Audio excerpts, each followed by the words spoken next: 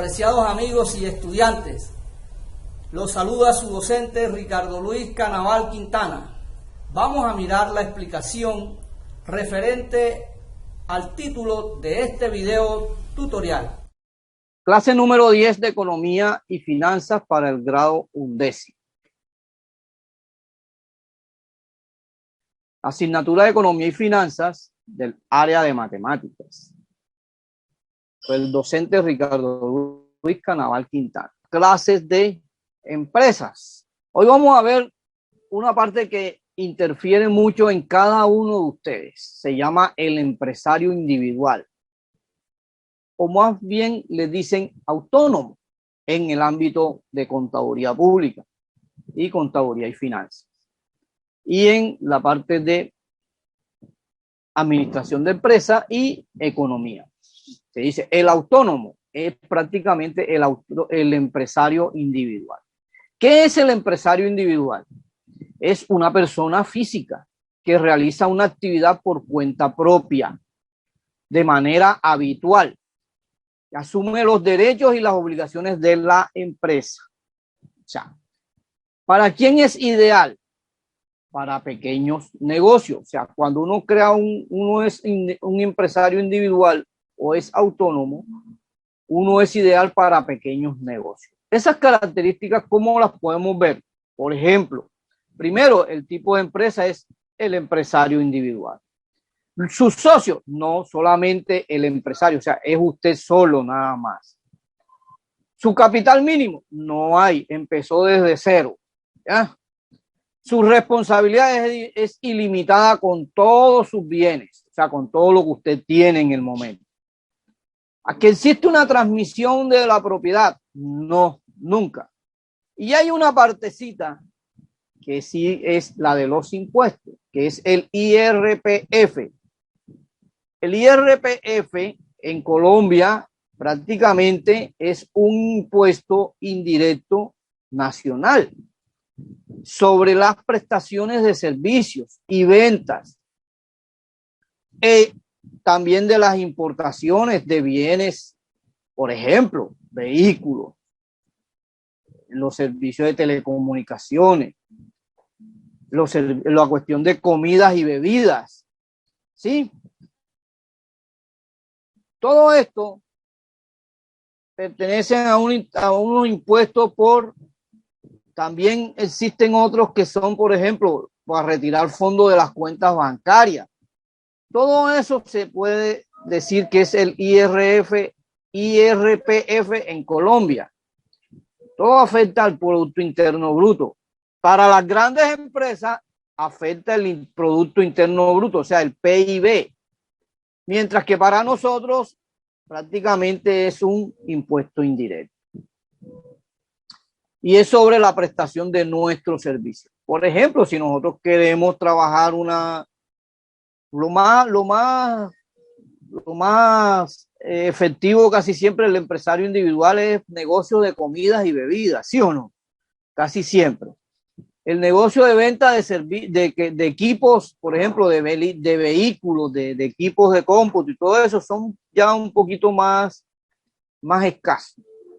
Pero por lo general nosotros hacemos empresas individuales de forma de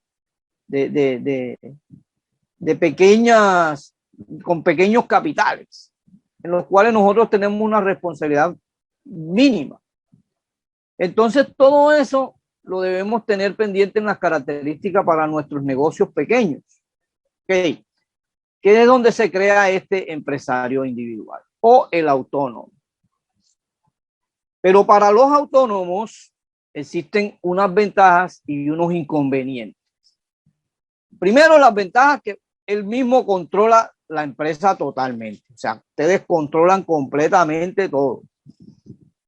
Pero el inconveniente es hacerle frente a todos los gastos él solo. Ahí está el problema.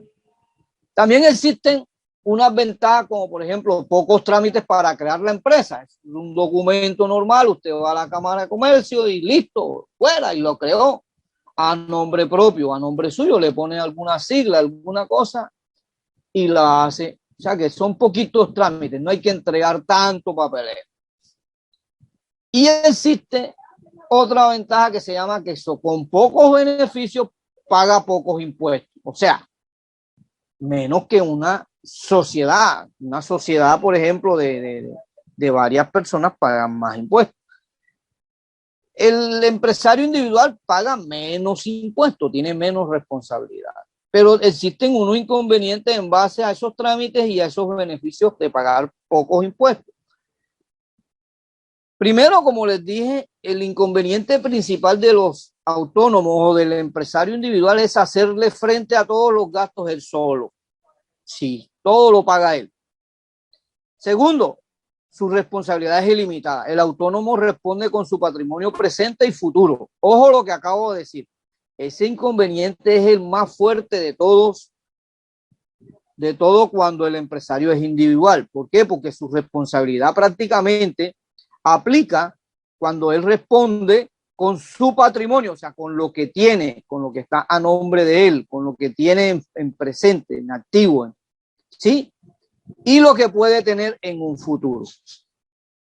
Entonces, ese es uno de los inconvenientes más fuertes cuando uno crea una empresa, o cuando crea una empresa de actividad por su propia cuenta.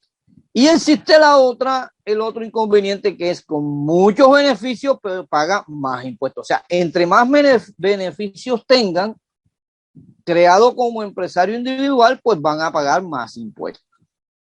¿Ok?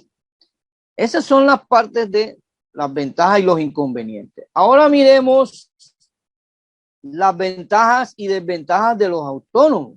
Ya hablamos sobre las ventajas, ¿verdad? Y los inconvenientes. A la hora de escoger el tipo de empresa para iniciar nuestro proyecto, debemos valorar las ventajas y desventajas que tienen los autónomos a la hora de ejercer su actividad.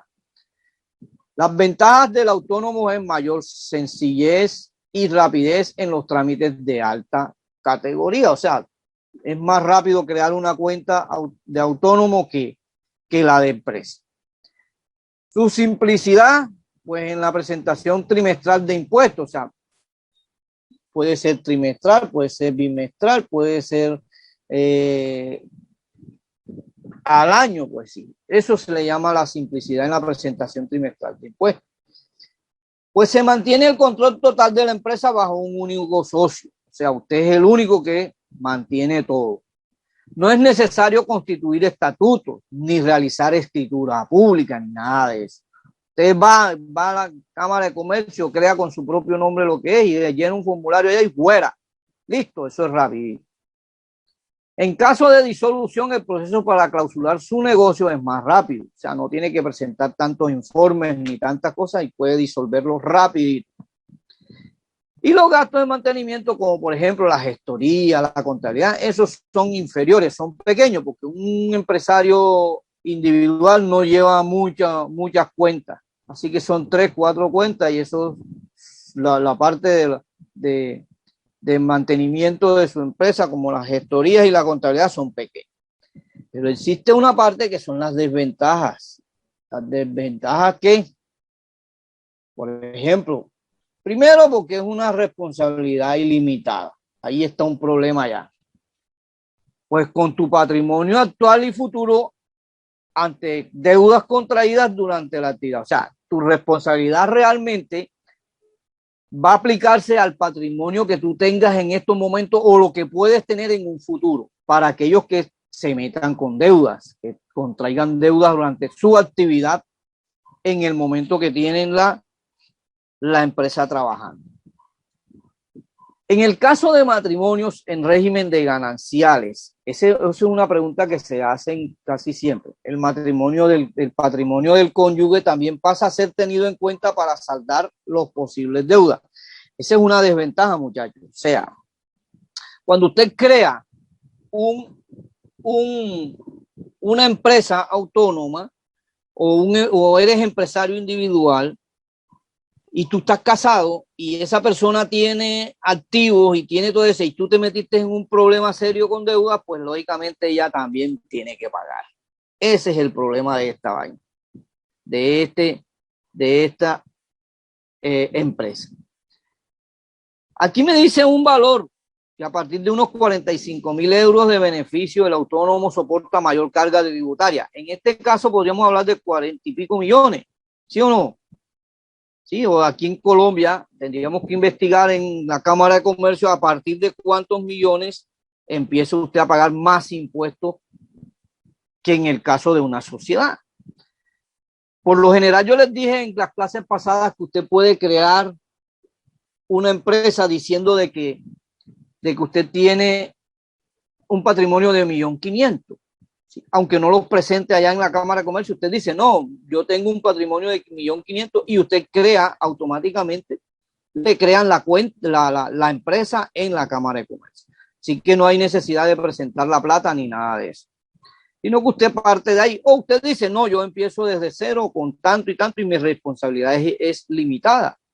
Por lo tanto, yo empiezo de cero, pero eso lo tiene que explicar en la Cámara de Comercio. Y le crean a partir de ahí. Ojo, cuando el autónomo hace todo esto, pues lógicamente, a partir de que empiecen las actividades, se va a ejercer la carga tributaria. ¿Ok?